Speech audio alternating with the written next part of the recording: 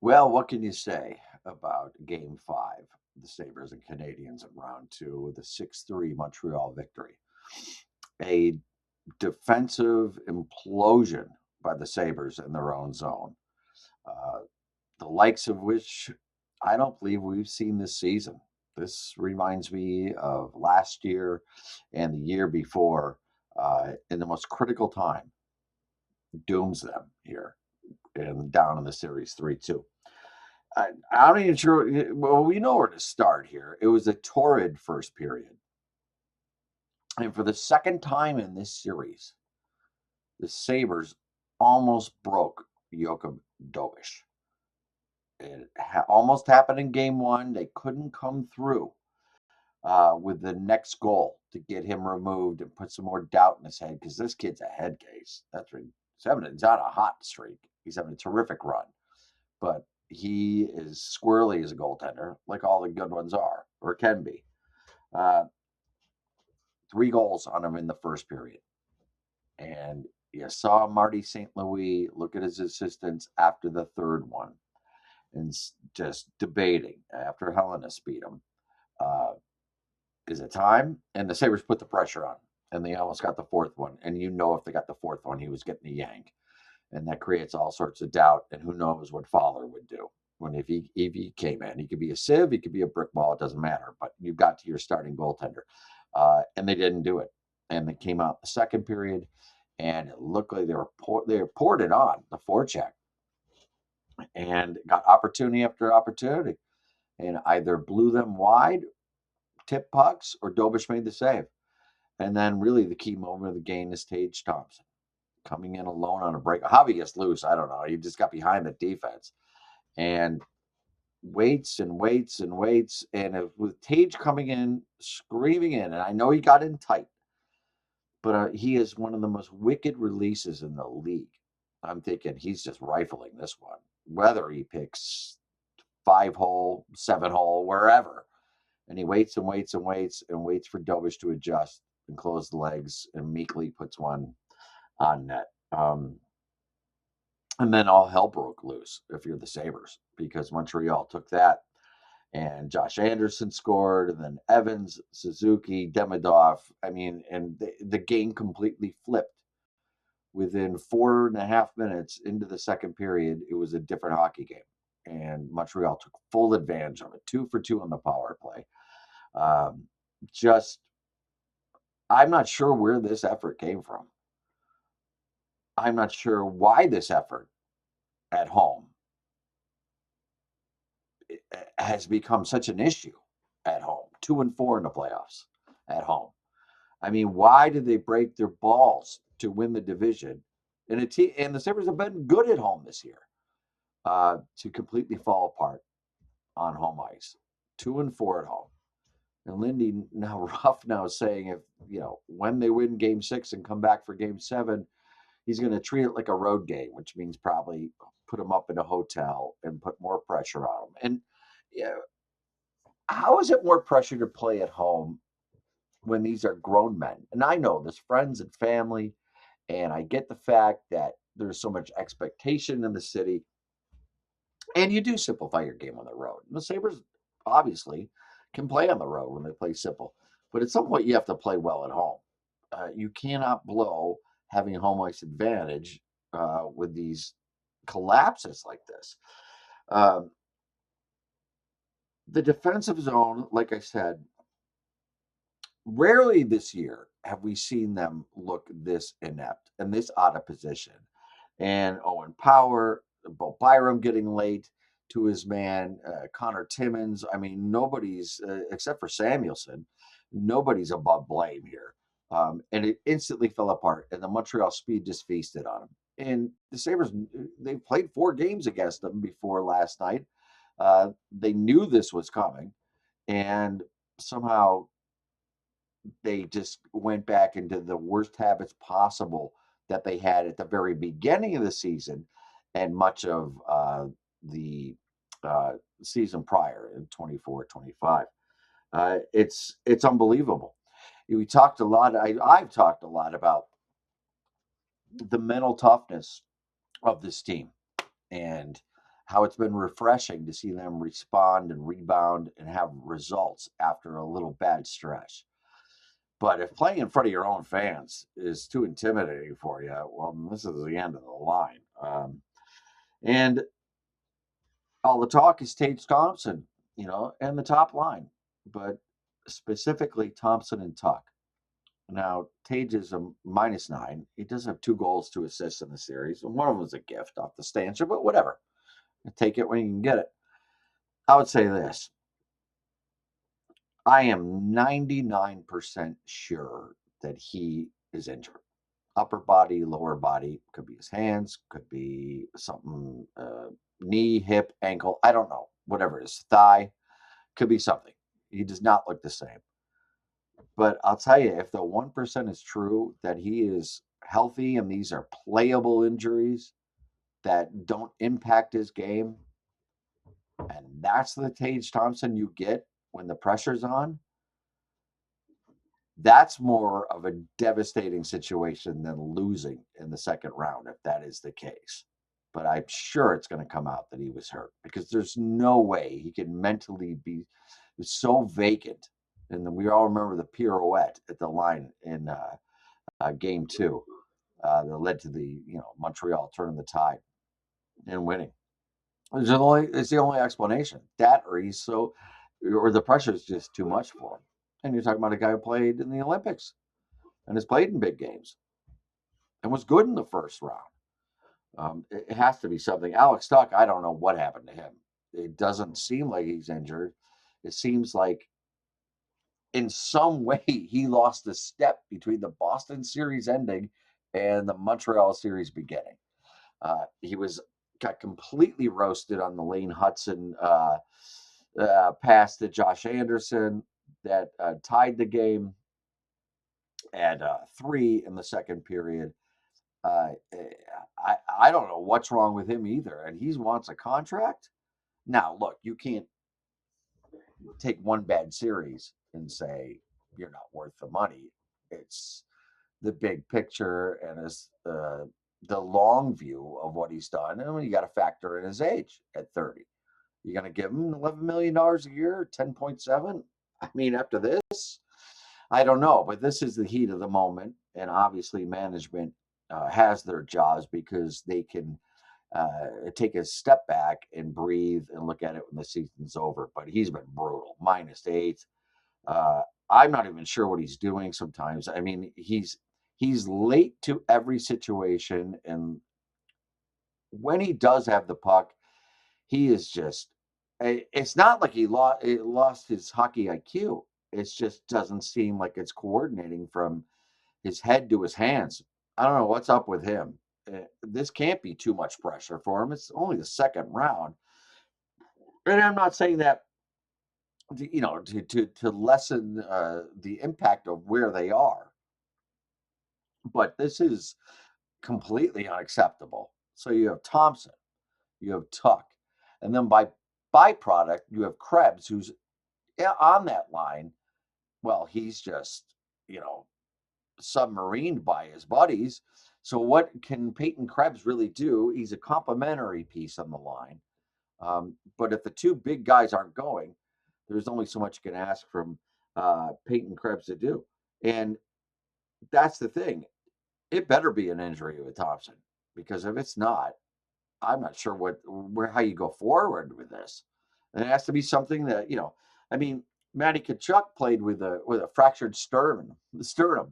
Uh, he played a whole game with it, and he wasn't that effective, but he played with it, and then they sat him out because they realized that Vegas had a 3-1 series lead and was going to win the Stanley Cup a few years ago. But incredibly, when everyone thought that the youth of the Sabres would be, and the lack of playoff experience would be such a burden to this team, it's not the leaders, the guys that have experience internationally in Tage Thompson, in the playoffs with uh, Alex Tuck and Jason Zucker. It is the guys that are barely over 20 years old leading this team.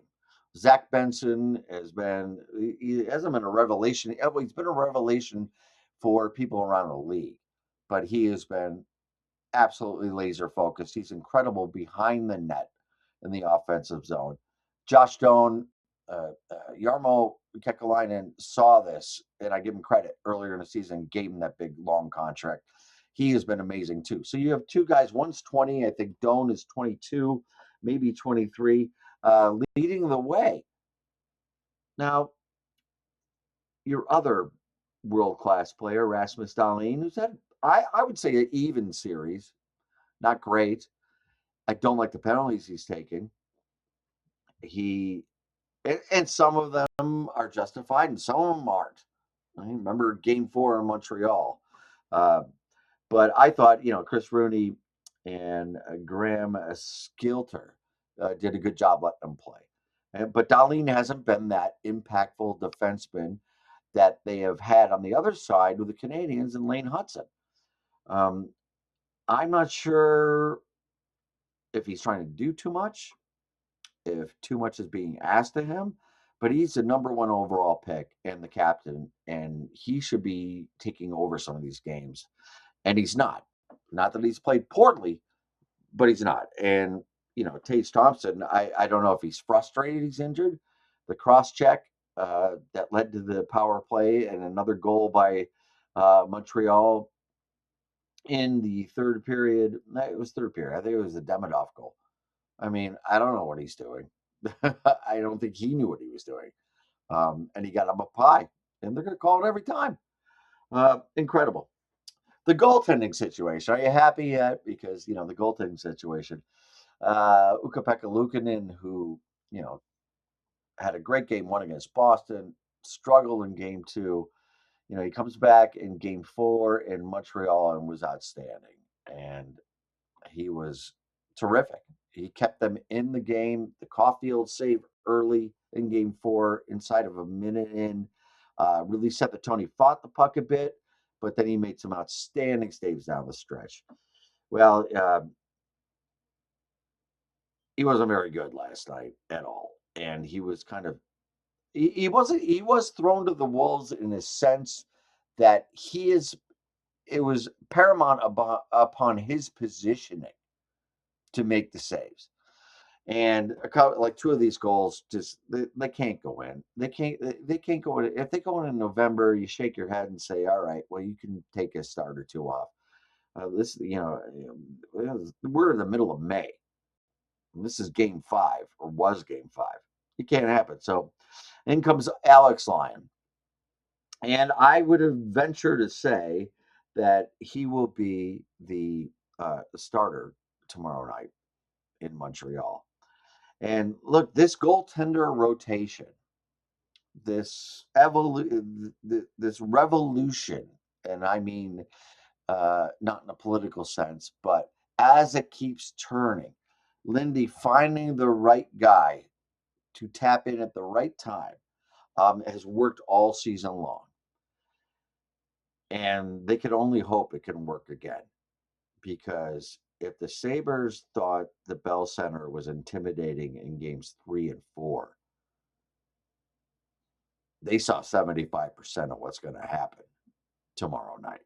And on a Saturday night in the Bell Center in an elimination game where the Canadians can go on to the Eastern Conference Final. They better be ready. I mean, bring your earplugs and bring your best road game. The third defensive pair, Timmins, I don't know why he threw it up the middle on the first Montreal goal, looking for Doan. Doan's not even looking for the pass. He threw it from behind his net, up the slot. I mean, Montreal feast on things like that. Not good, as John Sacramone said in Sopranos to Ralph Cifaretto. Not good, Ralph. Not good. When he was beefing with Tony. I don't know what Lindy does here. I would think it is a chance to put Kesselring in. I think you have to. He probably will keep Shen in. I don't think he's going to really gamble and put Metza in with him. But at this point, it's not a bad idea to consider. Now, Lindy knows exactly where these guys are health wise, mentally wise, mental uh, acuity, and how they're adjusting being scratched. But I think Kesselring's your first choice, and maybe Metza too. I mean, at what point uh, do you say enough with the third defensive pairing? And I don't care if they kill penalties. At what point do you say we need something? We need bet. We can't rely on the top four. And don't even know if Owen Power's going to play when he fell awkwardly with the ankle. So this is going to have to be Lindy Ruff's finest hour here. Uh, the goaltending has probably solved itself. It's going to be Lyon, unless he really wants to surprise everyone and start Colton Ellis, which would be one of the most ballsy moves in playoff modern playoff history. So he's not going to do that. He's going to go with Alex Lyon and see what he does with the third defensive pair and see if he decides to shake up the lines.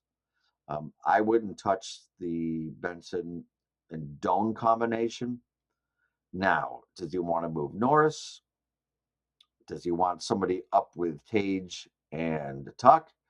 I don't know. These are things he's going to have to work out. I thought Zach Benson played pretty well. He's just got to not. It's maddening that he gets in position and passes up shots. But that's for him to answer. Look, this is going to be tough. Is there one more rebound game? And they have done it all season long. Just when it looked the bleakest, and it's bleak right now, the bleakest it's been, is there one more rebound game in the satchel of the 25-26 season that has been so outstanding and so surprising and so entertaining? We're going to find out tomorrow. Montreal 2-2 on the power play. Buffalo 0 for 2. That's, well, what can you say? The power play woke up the other night, goes to sleep, can't give Montreal, and it's the kind of penalties they're taking. The Taves penalty, the Darlene penalty. Okay, you know he's got a point, but as Lindy said after Game 4, you got to watch where your stick is, and you got to watch if it's going to be up or around the skates. Montreal's going to be rocking here. The 3 stars. Game 5, Nick Suzuki, Slavkovsky, and then Demidov, who finally got on the board. Montreal fans are rejoicing all over Quebec that he finally got on the score sheet. It's about time, and he's a dangerous player. So you hope if you're a Sabre fan, he hasn't woken up. I had a debate here. As the 4-star, the 4-star is brought to you by Colden Cab. Call 804-4444.